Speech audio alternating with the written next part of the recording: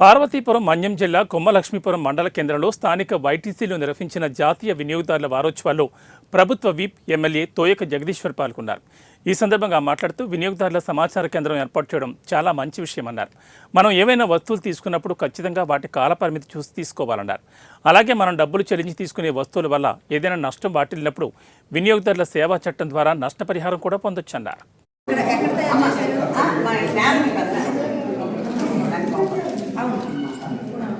నుంచి 24వ తేదీ వరకు వారంలో ఈ వారోత్సవాలని ప్రారంభిస్తున్నాము.